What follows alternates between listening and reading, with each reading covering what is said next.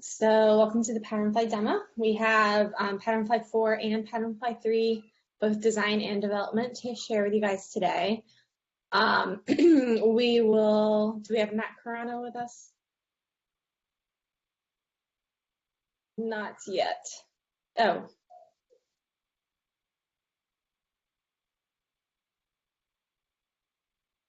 All right, so maybe we'll skip Matt for now. We can skip down to Michael Coker with your updates, and then we have Matt Nolting. Morning. I've just been working through a couple of issues. They're both in progress, but one of them there's a PR submitted for changing the way that we refer to global state variables. We used to list the property name inside of these, but that created a lot of duplicate variables that all pointed to the same value. So now we just have a bunch of generic state variables that we can use. It simplifies the code quite a bit. The code's been updated, PR waiting to merge that. And then another issue is updating and consolidating, reviewing the modifier classes that we have across PatternFly currently. We've been building out quite a bit, and the modifiers have needed a little bit of attention to where we've got a lot of modifiers that kind of do the same thing but are all named different things. And so consolidating those, coming up with a page on the PatternFly website that will list out our modifiers, which is currently there, but it's going to now list out a blurb about usage and what this modifier is for, and if it's something you should use in your existing or new components, or you might need to introduce a new modifier. We're also looking to implement a script that when it looks for modifiers across the PatternFly code base and builds out a page that lists the modifiers that you can use. It also checks for modifiers in the code base, in the CSS and in documents, and looks to see if it doesn't find one of those somewhere or if there are mismatches. And will send us warnings so that we kind of have a heads up of we might have some unused CSS, we might have some undocumented modifier classes, things like that. That's about it. All right, thanks, Michael. Any questions on that? All right, next up we have Matt Nolting. Morning. So as I'm going to demo the utilities that we added, utility classes. As we were building the layouts, we realized that we were kind of rewriting the same code over and over and over. So that led us to create a series of utility classes. Let me share my screen.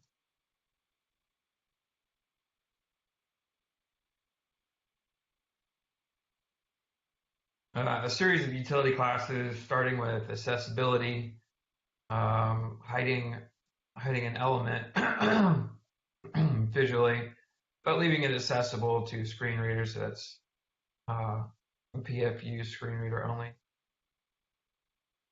Then we have alignment, which is all text alignment, and this is all responsive based on how you append your responsive breakpoint to the actual base class here. You could say PFU text, align left on SM, MD, LG, or XL. And that applies to all of these. And then we have display. So for any display property, you have class that will find that for you right there. Same with flex. So any flex box property you should have access to. All responsive. And then this is a big long list, so I'm not going to scroll through the entire thing. And then for spacing, we also have the same spacing values. And this is very similar to Bootstrap, several other frameworks, and yeah, it helps us not write a bunch of extra code. That's it.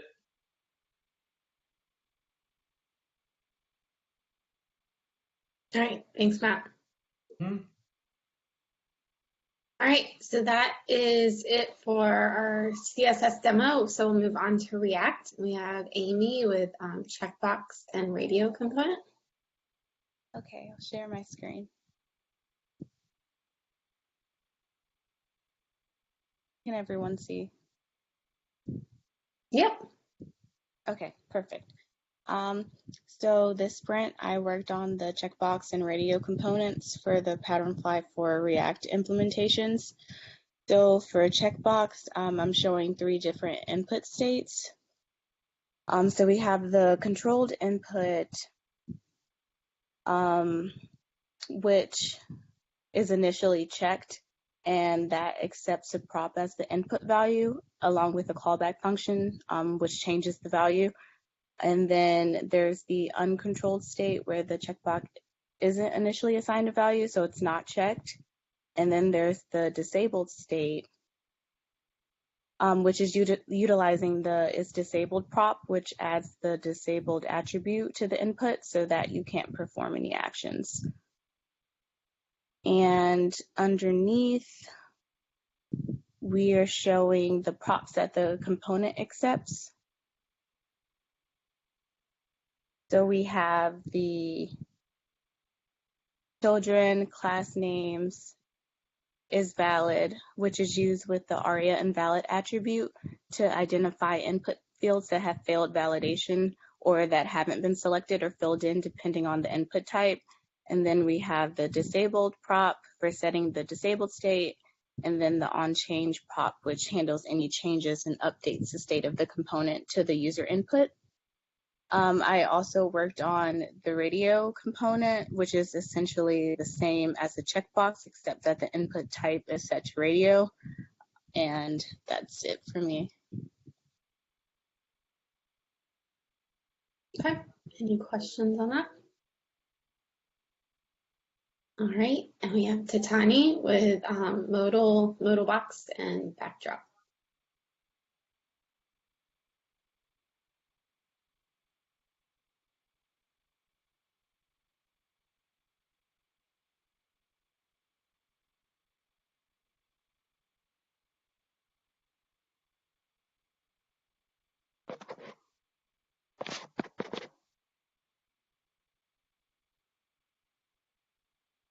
Hello, can you hear me?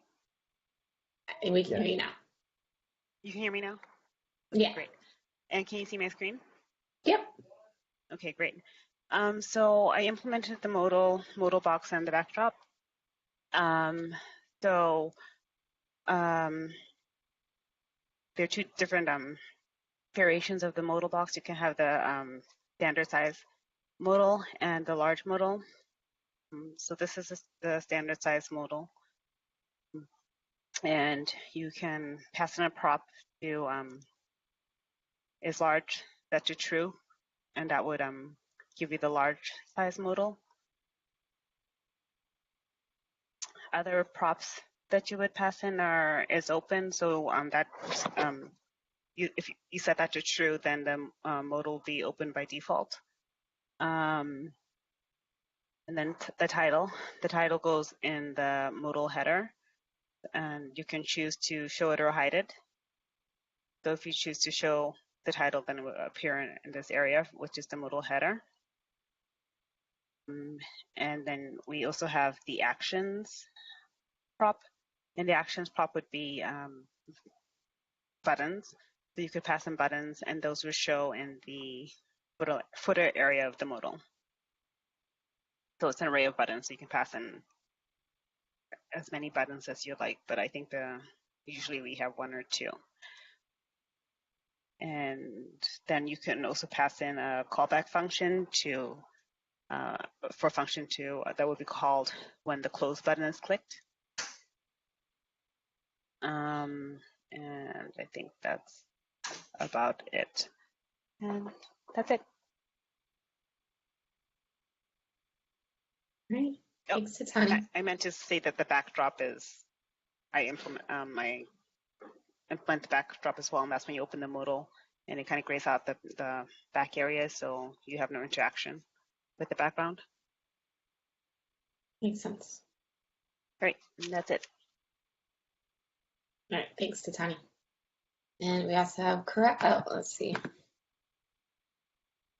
Oh, Yeah. We also have. Oh, go ahead. Yeah. Hello, Carol? guys. Yeah, I'll just start showing my my screen. Yeah. Yeah. Okay. So I implemented new layouts, stack layout, where you can add contents vertically. And you can specify either secondary or primary content. Primary content will span through the entire div, the entire height of the element which the stack is used in. Then I implemented a split layout. It's similar, but it creates the content horizontally. And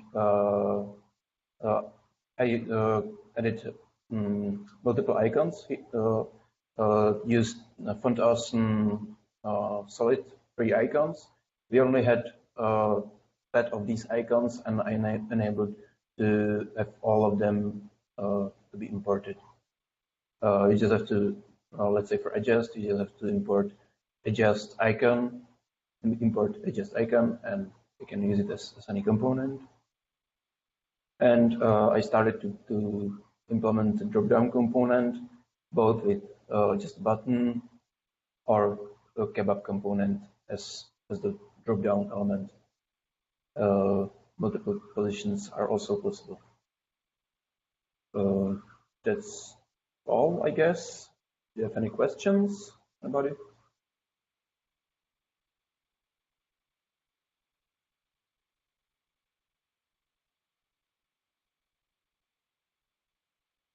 All right, thanks, Carl. Now we will pop back up to the navigation design docs. Matt Carano.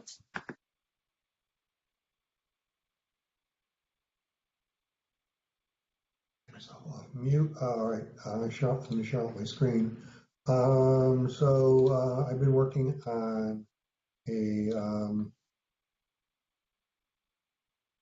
Hey guys.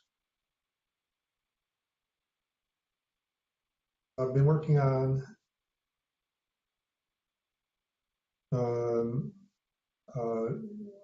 a design document to document navigation. Right now, this is just sitting in the PatternFly Next repo. I think there's still some open questions about where these documents will live in the repo, but this would be, for example, the design documentation for vertical navigation. We talk a little bit about usage of the vertical navigation menu, when to use vertical menu, when not to use a vertical menu, and then behaviors for the menu. So we're trying to take an approach a little bit different than PatternFly 3 and minimize the verbiage on the design pages and try to present interactions in a very succinct way. So using this tabular approach, so you can see all the interactive elements of this menu are called out, and if there's a tooltip will be listed here, and the on-click events are described in the text here for each element, and then defaults on what will be displayed upon loading the menu for the first time. So that's it. Any questions about that? Okay, that's all I got. Thank you. All right, and as just FYI, navigation implementation is going on currently, and so I expect that we'll probably have some stuff to demo in the next one. It'd be great to see that. Okay, so accessibility, Michael Spaxman. Hello, good morning, afternoon. Wanted to share an update on some progress that we've made on the accessibility front. So I'm going to share my screen. You should see this now. So as you probably all know, we've been making or getting a good bit of traction on this front here recently, and there's been a big kind of barrier for us, and it's just been to kind of identify and choose a common framework to use to address accessibility issues that we find in our component suite. So we've done a good bit of research, and we've settled on a framework. It's called ACTS, the Accessibility Engine. It's quite verbose. There's a lot to it. Big API. There's a lot of tooling out there, and the good thing is there is tooling for both developers and designers. So that was a really big factor when we were looking through tooling. We wanted to make sure that everyone could get their hands dirty and get going with this. So I want to just, and I'll just mention also, ACTS is an open source project. It's a really budding community. They're very active in the online forums, and they host webcasts and post blogs and tutorials and all that type of thing. So there's a lot of information out there. I'm going to show you, just kind of test drive a couple of the tools so you can see how they work. But yeah, there's lots of information out there on it. So first I will show you the browser extension. So they've got them for Chrome, bleeding edge versions of Chrome and Firefox. So I'm running the Chrome version here. So basically what you're looking for is to go ahead and open your developer tool. So install the extension. I'll paste the link here in a second. But once you've installed this extension, you'll find a new tab in your developer tools, ACTS. So you can select this, and basically what you want to do is get whatever page or view that you're interested in testing. Go ahead and pull it up, get it into whatever state you want it to be in when you test it, and you pull it up. You get this big old honkin' analyze button. You press the button, and we get a lot of information given to us here. So there's a drop down. You can filter the results. There is a list here on the left-hand side that's just like kind of the high-level violations that it's spotted. There is a description, for the issues, the individual issues here on the left, and then on the right, there's recommendations on how to solve the issues. So there's quite a few of them on this page. A lot of them are the same issue, just being found in multiple places. You can paginate here on the top right-hand corner through all of the individual violations. It doesn't seem so helpful until you press this highlight button. This really kind of drives it home. It gives you this little focus ring around the element on the page that's in violation. And so now with that highlight function toggled, as you cycle through the pages, you see that it's just going through all of the violating elements. So basically, you can go through all of these issues on the page. Color contrast, there's 48 of these issues. So you might be wondering, like, what's going on here? As we start to paginate through them, you see that it's basically the same issue over and over and over again. There's a contrast, problem with the syntax highlighting, I guess, if you will, or otherwise just the code sample that we've got here. So in any case, this information is here to help you. Here at the bottom, there's tags, which will point you to the exact, bit part of the specification that there's been a violation found in. So you can use this as you're designing and developing to kind of find these issues so that we can help, so that we can kind of collectively address them all together. So this is the browser extension. It gives you most of, like, a good bit of the information that's available, but it doesn't give you everything. So if you want to maybe take a deeper dive, what you can do is go and either run like the command line tool, or you can basically script out your own custom run of this tool. So I'll just demo what we've done for PatternFly next. Basically, there's a new npm script you can run. You need to have your development server running. Once you have that in place, you can run this A11Y task. And I'll just describe what's happening as this is going. So basically we're using Selenium WebDriver to spin up an instance of Chrome, and it's combing through all of the demo pages in the app, and it's basically analyzing each page and basically performing an audit and gathering a list of violations that we have. So this will take maybe 30 seconds, 40 seconds or so. These pages are kind of gathered dynamically, so you don't need to do anything special to register a new component to be ran as part of this suite. It will just dynamically kind of realize there's new pages, and it will just pull them in. So this should finish up here in just a second. And when it does, we'll get a nice little readout of the problems that we have. So you can see there's a good, it's basically just kind of spat out the results here in the terminal. There's also a JSON file that's been dumped on your file system where you can really see all of the information that's available, but we kind of put the highlights out here just so you can immediately see what's going on. So for example, there's 4 errors that have been found on this path, this page with this URL.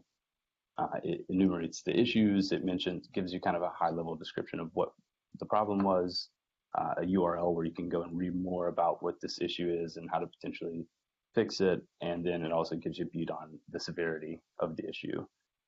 Then below that, it will kind of report basically all the places where there's been violations found. And so this snippet of HTML, obviously this is just an HTML tag. If I look at one that's maybe a little more interesting, I'll probably find one here. You basically get exact snippets of HTML that you need to go and find in the application to treat. So here we find, there's some issue with the button, there's some issue with an HTML element with this class, and so on. So this is one way to really get like a high level view of how well are we doing on the accessibility front. You don't necessarily, so this is all in place for PatternFly Next. There's a pull request open for it now. The idea is that we'll get kind of an end-to-end solution going in PatternFly Next, and then we could use that as sort of a solutions blueprint to introduce a similar type of tooling into our framework repos. So short of implementing all this, there's certainly like a lot of easier ways to get up and going with Axe. One of the quickest ways is just using the CLI. So if you just use npm install Axe, you can give a command like this, where you see we're basically just calling the Axe program. We're telling it, hey, run against WCAG2 single A, standard, and you just pass it a URL. And so if I do the same thing, we see we can like spot check single pages. So we get very similar information to what you were seeing in the browser extension earlier. But in any case, yeah, so that's pretty much how it works. This is a huge step forward for us. It was really big, like I said, to find a tool that would work both for designers and developers, or if you're neither of those, you can still get going with this. So yeah, it seems to be a good tool, and yeah, looking forward to getting this worked into the other repositories. So that's it. Nice job. Yeah, it's great. Yeah. Yeah, really Is your great. expectation that you'll open up issues on all of these so we can get our workspace clean for the test? What was the question, Dana? Yeah, no, I love this. I just wonder, so it'd be good to have a good clean starting point where we don't have any failures for a brand new project. So once this gets in, do we want to go through and open some issues on these and try to get this cleaned up? Yeah, absolutely. That's the idea. We're still working it in to be ran as, so that this audit would be run as part of a CI job. But in the short term, it's here as a developer tooling and designer tooling. So ideally, we can all just kind of start poking around at it and just whatever issues you're working on, whatever components you're working on, run the tools against it, see what you find. If like you said, if we can get it down to no issues, that would be a great a great goal to have in the short term. Let's get this down to 0, and then it would be sensible to add this as part of a CI job and say, hey, if we have any new errors or violations introduced, fail a build, basically don't allow it. This is the best way to put accessibility on the very front burner and ensure that the components. So yeah, that would be the idea. Yeah, if you find issues, log them, create issues, work on them. Yeah. Yeah, I think Michael had a good point there. It's either 0 issues or known issues, and we want to make sure that our tooling moving forward notifies us if we add a new accessibility violation. We probably need to also consider a good reporting page for PF4 that shows like a supportability report and accessibility, showing where we see a lot of those like rating systems, but to basically be able to make it easily viewable. I was gonna say accessible, but overload that term. So I think we have a lot of follow-on work in this area. This is going to be a really good base. Yeah, definitely. I'll post a link to a follow-up issue as well, where we're going into exactly how we want the reporting to happen and where we want to make it available. So if anyone has ideas, feel free to chime in on that as well. That's it. You should organize a little accessibility hackfest to kind of plow through some of these updates. We can do it, absolutely. Yeah, that'd be fun. We'll bring beer so people will come. All right, is there any other questions? I have a question. Okay. I'm seeing progress on React. What about Angular? So for right now, we do have a focus on React, and this is largely due to the popularity that we see with people that have adopted PatternFly. It's given us an opportunity to kind of focus in that area. So while we still are supporting and maintaining the Angular for PatternFly 3, we don't yet have any plans to move PatternFly 4 to Angular. Dan, are you guys on Angular NG? Yes. Yes, we're working using Angular. So that's concerning because last I heard you were going to have PatternFly 4 components for Angular. Well, we should definitely follow up and have a conversation. Yeah. Okay, I can reach out to you, Stan. All right. We can talk about it. All right, thanks. All right. Any other PatternFly 4 questions? As FYI, we are wrapping up our milestone 4, which we're calling Alpha 4. So that will wrap up on Friday, and then we'll look to move into the next Alpha. And all of that is documented on our milestones on GitHub. But if there's no other PatternFly 4 questions, we'll move on to PatternFly 3. Do we have Bree on the line? Yeah, hi. So I will just share my screen. Can you guys see PatternFly up there? Yep, we can. Okay, great. So I broke down a couple of PatternFly contributions. The first one is the Volks Selector.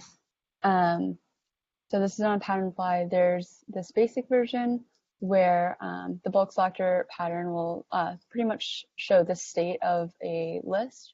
So it shows the reflection state. So in the basic version, you have all items selected or you have no items selected. And if you have a couple of items selected in there, then the state will remain in the no items selected view. So here are the callouts. We have the checkbox. That enables the user to quickly select or deselect all of the elements. If you use the dropdown, you can also select all or select none, and you can optionally add different values in there, such as red cars or blue cars was the example, or whatever else might be relevant for that list that you have.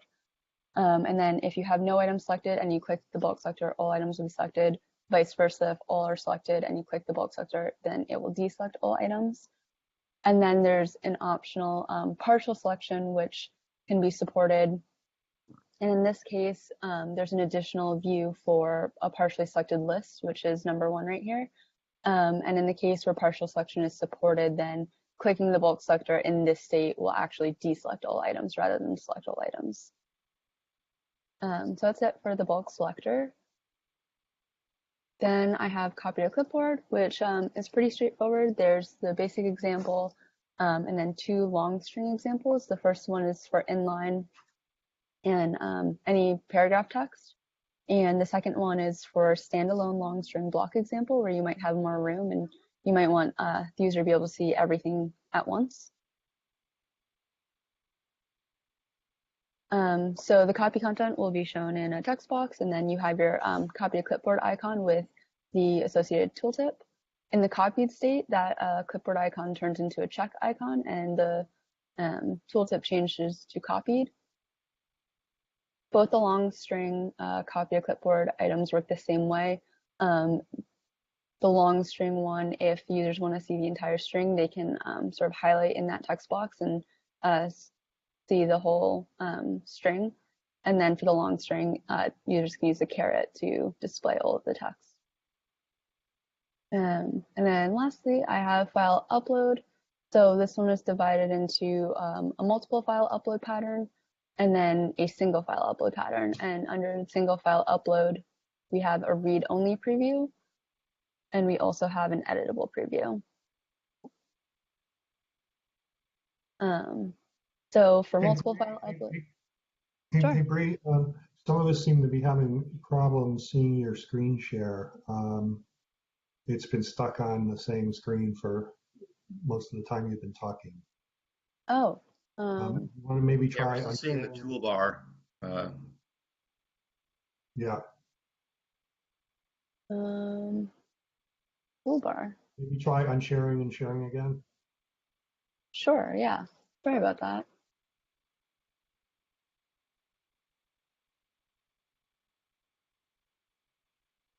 Is that working now? Yep. Okay. Yeah. Oh, okay. Well, all of these are linked in the agenda. In the interest of time, I don't think I'll go back over them. Here's a quick preview of the bulk selector. They're all in PatternFly as well. Here's the copy to clipboard pattern.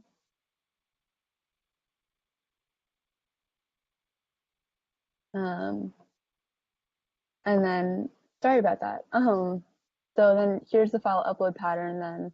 Then this is a multi-file upload, and there's a drag and drop area, and users can drag files over it.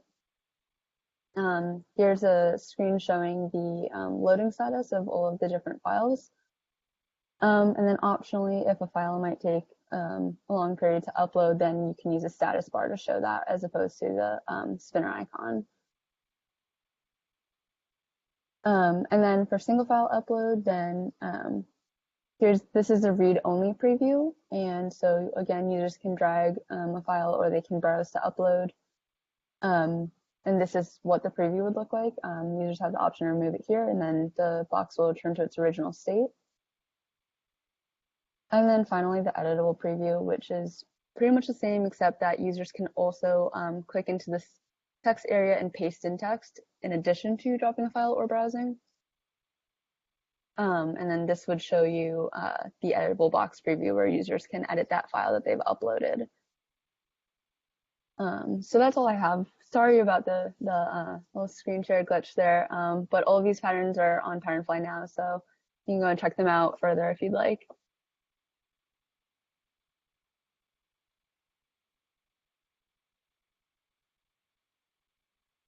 Thank you so much, Bree. Thanks. All right, the next two for PatternFly 3 are fixes that Zubin has provided for us for our navigation.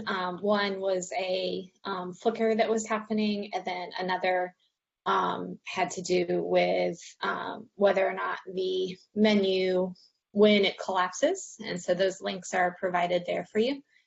And then Dana also has an update on PatternFly React Demo app in OpenShift. So hand it to him.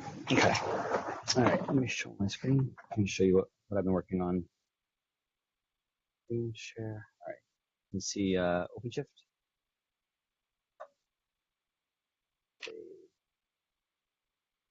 Yeah, you can see it. All right. Thanks, Carl.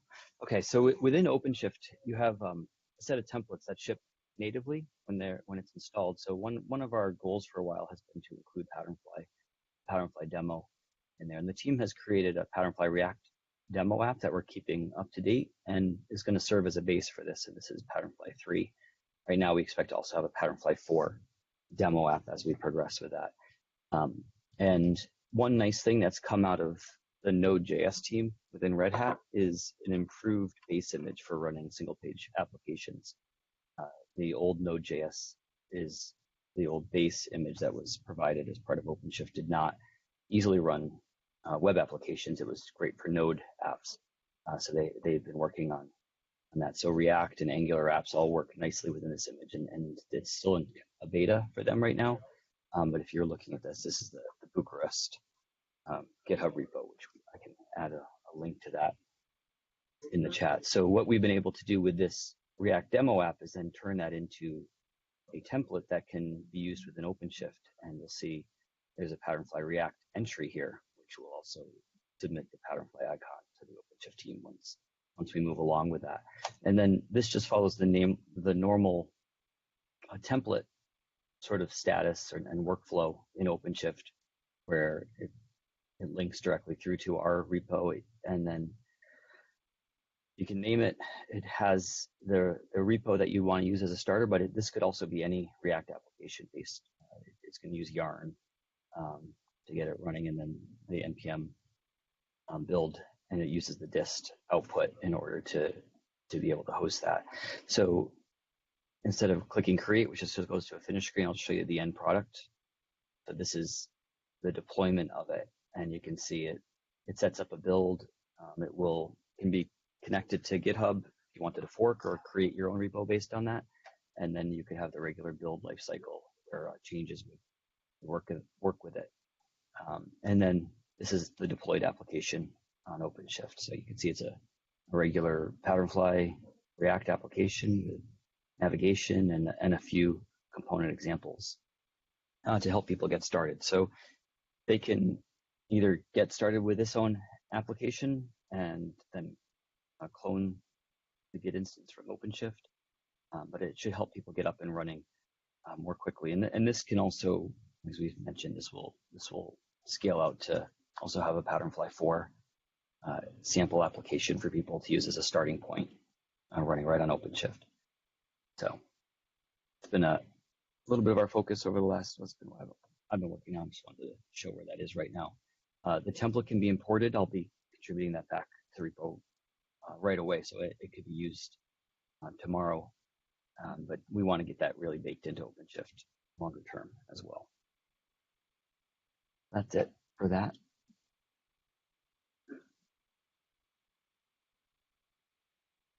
All right. Any questions with that or anything in general?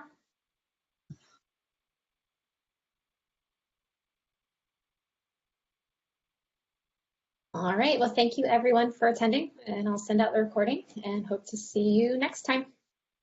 Bye, everyone.